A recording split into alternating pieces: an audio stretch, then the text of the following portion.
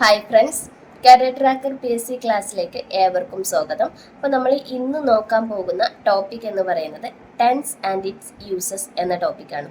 അതായത് നമുക്കറിയാം ടെൻസ് നമ്മൾ എപ്പോഴാണ് യൂസ് ചെയ്യുക? ഒരു സെൻറ്റൻസിൽ ആ സെൻറ്റൻസ് നടക്കുന്ന അല്ലെങ്കിൽ ആ സെൻറ്റൻസിലെ ആക്ഷൻ നടക്കുന്ന സമയത്തെ സൂചിപ്പിക്കാനാണ് നമ്മൾ ടെൻസ് ഉപയോഗിക്കുന്നത്, അല്ലേ?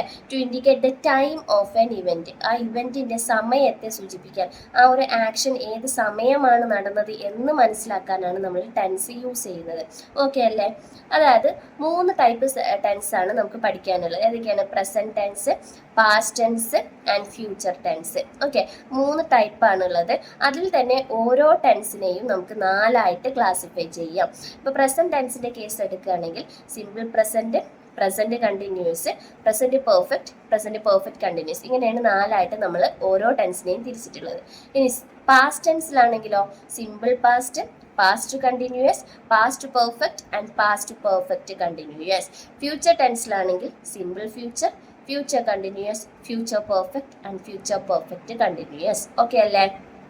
ഇനി അടുത്തത് നമ്മൾ പറഞ്ഞു ഒരു സെൻറ്റൻസിലെ വെർബ് അല്ലെങ്കിൽ ആക്ഷൻ ഏത് സമയത്ത് നടന്നു എന്ന് സൂചിപ്പിക്കാനാണ് നമ്മൾ ടെൻസ് യൂസ് ചെയ്യുന്നത് എന്ന് പറഞ്ഞു.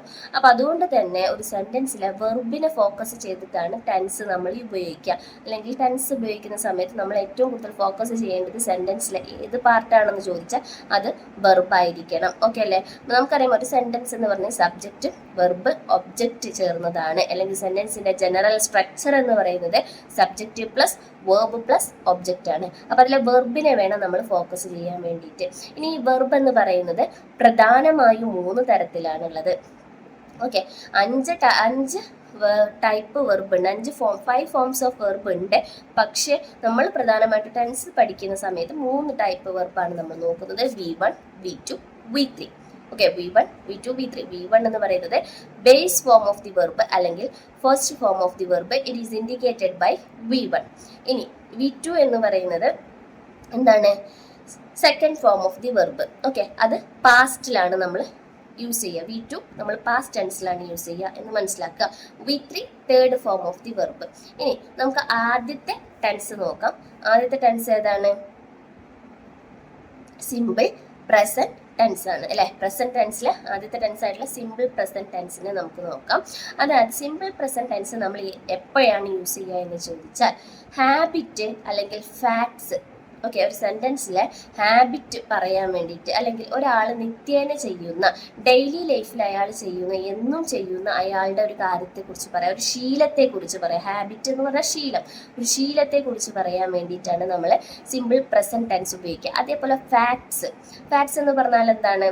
യൂണിവേഴ്സൽ ട്രൂത്ത്, അല്ലെ? പ്രപഞ്ച സത്യങ്ങൾ പറയാൻ ഓക്കെ നമ്മൾ യൂസ് ചെയ്യുന്നത് ഏതാണ്? സിമ്പിൾ പ്രസന്റ് ടെൻസ് ആണ്.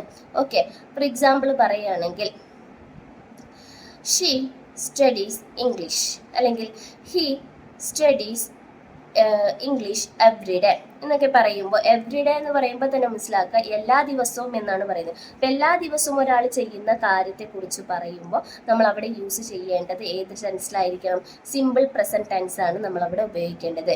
അതേപോലെ തന്നെ the earth revolves around the sun, അല്ലെ? The earth revolves around the sun എന്ന് പറയുമ്പോൾ അതൊരു ഫാക്റ്റ് ആണ്, അല്ലെങ്കിൽ യൂണിവേഴ്സൽ ട്രൂത്ത് ആണ്. അപ്പോൾ ഇവയൊക്കെ നമ്മൾ യൂസ് ചെയ്യേണ്ടത് സിമ്പിൾ പ്രസന്റ് ടെൻസിൽ വേണം നമ്മൾ പറയാനായിട്ട്. ഓക്കെ അല്ലേ? അപ്പോൾ പ്രസന്റ് കണ്ടിന്യൂസ് ടെൻസ് എന്താണ്? പ്രസന്റ് കണ്ടിന്യൂസ് ടെൻസ് എന്ന് പറഞ്ഞാൽ ഹാപ്പനിങ് റൈറ്റ് നൗ, ഇപ്പോൾ അറ്റ് ദി മൊമെന്റ്, ഈ ഒരു നിമിഷം നമ്മൾ നടന്നുകൊണ്ടിരിക്കുന്ന ഒരു കാര്യത്തെക്കുറിച്ച് പറയുമ്പോൾ നമ്മൾ യൂസ് ചെയ്യുന്നത് ആ സെൻറ്റൻസ് ഏത് ടെൻസിൽ വേണം നമ്മൾ പറയാൻ വേണ്ടിയിട്ട്? പ്രസന്റ് കണ്ടിന്യൂസ് ടെൻസിൽ വേണം നമ്മൾ പറയാൻ വേണ്ടിയിട്ട്. അല്ലെങ്കിൽ എന്താണ്?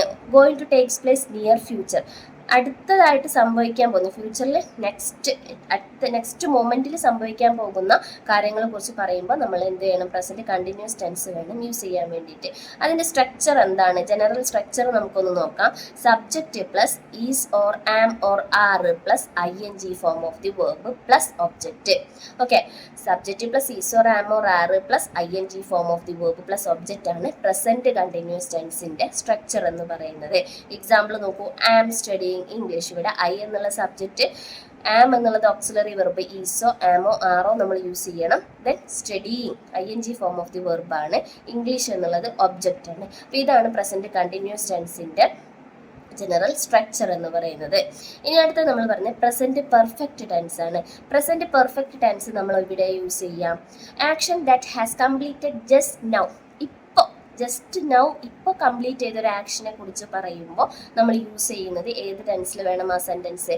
പ്രസന്റ് പെർഫെക്റ്റ് ടെൻസിൽ വേണം നമ്മൾ ആ സെൻറ്റൻസ് പറയാനായിട്ട്. ഓക്കെ അല്ലേ? അതിൻ്റെ സ്ട്രക്ചർ എന്ന് പറഞ്ഞാൽ subject plus has or have plus V3. Okay, V3 plus object ആയിരിക്കണം. Subject plus has or have plus V3 plus object. എൻ്റെ എക്സാമ്പിൾ നോക്കൂ.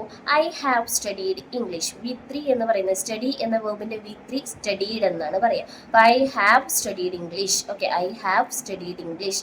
She has studied English. She has studied English. അപ്പോൾ ഇങ്ങനെയാണ് നമ്മൾ എന്ത് ചെയ്യാം? പ്രസന്റ് പെർഫെക്റ്റ് ടെൻസ് ഒരു സെൻറ്റൻസിൽ use ചെയ്യാം. ഓക്കെ അല്ലേ? അടുത്തത് നമ്മൾ പറഞ്ഞ പ്രസന്റ് പെർഫെക്റ്റ് കണ്ടിന്യൂസ്. ഈ ഒരു ടെൻസ് നമ്മൾ എവിടെയാണ് അല്ലെങ്കിൽ ഏത് സമയത്താണ് ഉപയോഗിക്കുക? Started in the past and continuing in the present. പാസ്റ്റിൽ തുടങ്ങിയിട്ടുണ്ട്, പക്ഷെ പ്രസന്റിൽ കണ്ടിന്യൂ ചെയ്ത് പോകുന്ന ഒരു ആക്ഷനെ കുറിച്ച് പറയുമ്പോൾ നമ്മൾ present perfect continuous. Okay, continuous എന്ന് പറയുമ്പോൾ തന്നെ കണ്ടിന്യൂ ചെയ്ത് പോകുന്നുണ്ട് എന്ന് മനസ്സിലാക്കുക.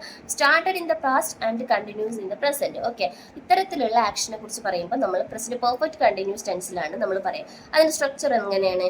Subjective plus has or have plus been plus ing plus object. Subjective plus has or have plus been plus ing plus object എന്നതാണ് അതിന്റെ ജനറൽ സ്ട്രക്ചർ എന്ന് പറയുന്നത്. For example, I have been studying English. I have been studying English. She has been studying English. ഇത്തരത്തിലാണ് നമ്മൾ എന്ത് ചെയ്യുക? Present perfect continuous tense ഒരു സെന്റൻസിൽ use ചെയ്യുന്നത്. ഇനി അടുത്തത് നമ്മൾ പറയുന്നത് സിമ്പിൾ പാസ്റ്റ് ടെൻസ് ആണ്. അതായത് പാസ്റ്റ് ടെൻസിലെ ഒന്നാമത്തെ ടെൻസ് ആയിട്ടുള്ള സിമ്പിൾ പാസ്റ്റ് ടെൻസ്. ഇത് എപ്പോഴാണ് നമ്മൾ യൂസ് ചെയ്യുക? Action that happened in the past or habit in the past. പാസ്റ്റിൽ നമ്മൾ നമ്മുടെ ഒരു ശീലത്തെ കുറിച്ച് പറയാം. പാസ്റ്റിൽ നമ്മൾ ചെയ്തുകൊണ്ടിരുന്ന ഒരു കാര്യം, ഓക്കെ, ഇപ്പം ചെയ്യുന്നില്ല. പാസ്റ്റിൽ നമ്മൾ നമ്മുടെ ശീലം, നമുക്കുണ്ടായിരുന്ന ഒരു ശീലത്തെ കുറിച്ച് പറയാൻ, അല്ലെങ്കിൽ പാസ്റ്റിൽ നമ്മൾ ചെയ്ത് കഴിഞ്ഞ ഒരു കാര്യത്തെ കുറിച്ച് പറയാൻ നമ്മൾ യൂസ് ചെയ്യുന്ന സിമ്പിൾ പാസ്റ്റ് ടെൻസ് ആണ്. അതിന്റെ സ്ട്രക്ചർ എങ്ങനെയാണ്? Subjective plus V2 plus object. Simple ആണ് അല്ലെ? അപ്പൊ സിമ്പിൾ പാസ്റ്റ് ടെൻസിന്റെ സ്ട്രക്ചർ എന്ന് പറഞ്ഞാൽ subjective plus second form of the verb plus object. Okay, for example, I studied English. She studied English. They studied English. അപ്പോൾ ഇത്തരത്തിൽ study എന്നുള്ളതിന്റെ V2 past form ആണ് studied.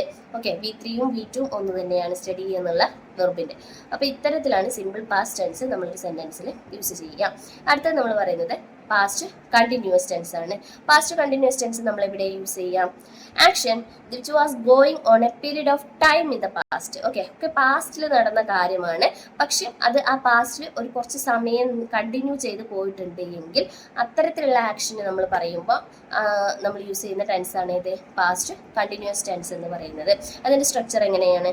Subject plus was or were plus ing form of the verb plus object. Subject plus was or were plus ing form of the verb plus object. Okay അല്ലേ? For example പറയുകയാണെങ്കിൽ they were studying English.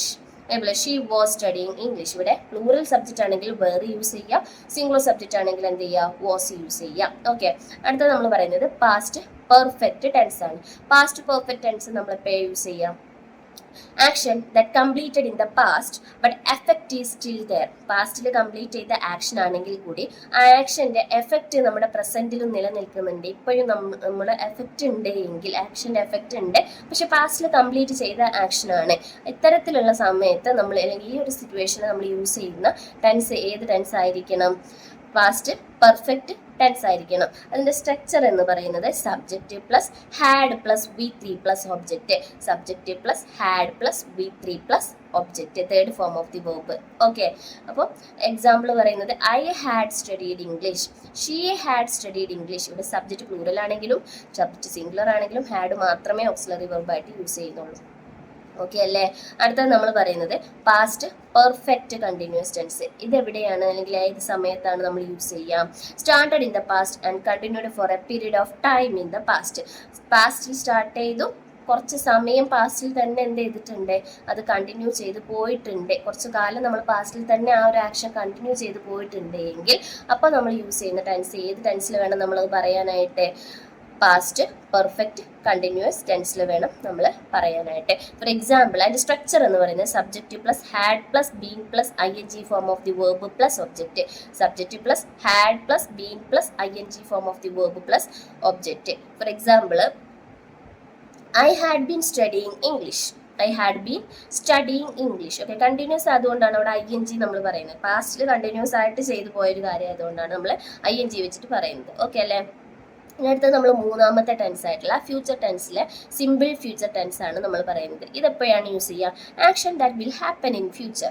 ഫ്യൂച്ചറിൽ ഭാവിയിൽ സംഭവിക്കുന്ന ഒരു കാര്യത്തെക്കുറിച്ചാണ് നമ്മൾ പറയുന്നതെങ്കിൽ അത് നമ്മൾ സിമ്പിൾ ഫ്യൂച്ചർ ടെൻസിൽ വേണം പറയാനായിട്ട്. അതിൻ്റെ സ്ട്രക്ചർ എന്ന് പറയുന്നത് subjective plus will or shall plus V1 plus object. Subjective plus will or shall plus V1 plus object. For example, I will study English. I will study English. Okay അല്ലേ? അടുത്തത് നമ്മൾ പറയുന്നത് future continuous tense ആണ്. Future continuous tense നമ്മൾ use ചെയ്യുന്നത് എപ്പോഴാണ്? Action that will be in progress for a period of time in future.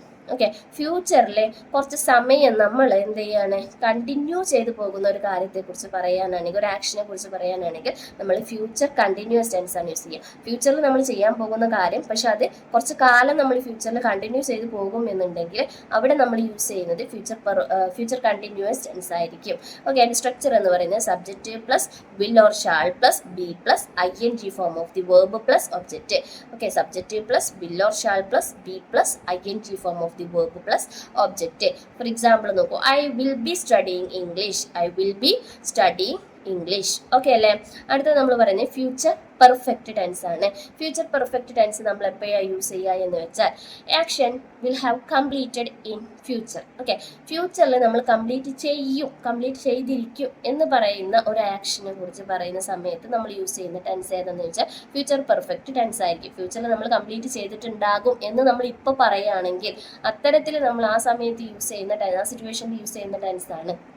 Okay, അതായത് English ഞാൻ ആ സമയമാകുമ്പോഴേക്കും പഠിച്ചു കഴിഞ്ഞിട്ടുണ്ടായിരിക്കും എന്ന് ഫ്യൂച്ചറിൽ നടക്കാൻ പോകുന്ന ഒരു കാര്യം നമ്മൾ ഇപ്പം പറയാണ്. ഓക്കെ, ചെയ്ത് കഴിഞ്ഞിട്ടുണ്ടാകും ഫ്യൂച്ചറിൽ എന്ന് പറയുമ്പോൾ 2026 ആകുമ്പോൾ അല്ലെങ്കിൽ 2027 ആകുമ്പോഴേക്കും ഞാൻ ജോലി നേടിയിട്ടുണ്ടാകും. അപ്പോൾ ഫ്യൂച്ചറിൽ കംപ്ലീറ്റ് ചെയ്യാൻ പോകുന്ന ഒരു കാര്യം, കംപ്ലീറ്റ് ചെയ്യും എന്ന് പറയുന്ന ഒരു കാര്യത്തെക്കുറിച്ച് പറയാനേ നമ്മൾ ഫ്യൂച്ചർ പെർഫെക്റ്റ് ടെൻസ് ഉപയോഗിക്കുക. സ്ട്രക്ചർ എന്ന് പറയുന്നത് subjective plus will or shall plus have plus V3 plus object. Subjective plus will or shall plus have plus V3 plus object. Perfect ടെൻസിന്റെ കേസിലൊക്കെ തേർഡ് ഫോം ആണ് യൂസ് ചെയ്യുക. പാസ്റ്റ് ടെൻസിന്റെ കേസിലൊക്കെ V2 form ആണ് യൂസ് ചെയ്യുക. ഓക്കെ, പ്രസന്റ് ടെൻസിലൊക്കെ V1 ആണ് യൂസ് ചെയ്യുക. മനസ്സിലാക്കുക. ഇനി അതിന്റെ എക്സാമ്പിൾ എന്ന് പറഞ്ഞാൽ I will have studied English. ഞാൻ ഇംഗ്ലീഷ് പഠിച്ചിട്ടുണ്ടാകും, ആ ഒരു സമയമാകുമ്പോഴേക്കും ഞാൻ ഇംഗ്ലീഷ് പഠിച്ചു കഴിഞ്ഞിട്ടുണ്ടാകും എന്ന് പറയുന്നതാണ് ഇത് ഫ്യൂച്ചർ പെർഫെക്റ്റ് ടെൻസ് എന്ന് പറയുന്നത്. അടുത്തത് നമ്മൾ പറയുന്നത് future perfect continuous tense. Future perfect continuous tense എപ്പോഴും യൂസ് ചെയ്യാം? Action that will continue for period of time in future. ഫ്യൂച്ചറിൽ കുറച്ച് സമയം നമ്മൾ കണ്ടിന്യൂ ചെയ്തു പോകുന്ന ഒരു ആക്ഷനെ കുറിച്ച് നമ്മൾ ഇപ്പോൾ പറയുകയാണെങ്കിൽ അതിനെ നമ്മൾ ഫ്യൂച്ചർ പെർഫെക്റ്റ് കണ്ടിന്യൂസ് ടെൻസിലാണ് പറയുക. ഓക്കെ, സ്ട്രക്ചർ എന്ന് പറയുന്നത് subjective plus will or shall plus have plus been plus ING plus object. Subjective plus will or shall plus have plus been plus ING plus object. For example, I will have been studying English. I will have been studying English. അപ്പോൾ ഇവിടെ നമ്മൾ നോക്കൂ, have plus been plus ING ആണ് ഏതിൻ്റെത്? Future perfect continuous ടെൻസിൻ്റേത്. അപ്പോൾ ഇത്തരത്തിൽ നമ്മൾ 12 ടെൻസും അതിൻ്റെ സ്ട്രക്ചറുമാണ് നമ്മൾ അറിഞ്ഞിരിക്കേണ്ടത്. ഓക്കെ, ആ സ്ട്രക്ചർ അറിഞ്ഞാൽ നമുക്ക് ഏത് ടെൻസ് ആണെന്ന് മനസ്സിലാക്കാൻ പറ്റും, ഏത് സമയത്താണ് യൂസ് ചെയ്യുക എന്ന് മനസ്സിലാക്കാൻ പറ്റും. നിങ്ങൾ സ്ട്രക്ചർ പഠിച്ചു വെക്കുക. ഓരോന്നിൻ്റെയും സ്ട്രക്ചറും നിങ്ങൾ എന്ത് ചെയ്യുക? മനസ്സിലാക്കി വെക്കുക.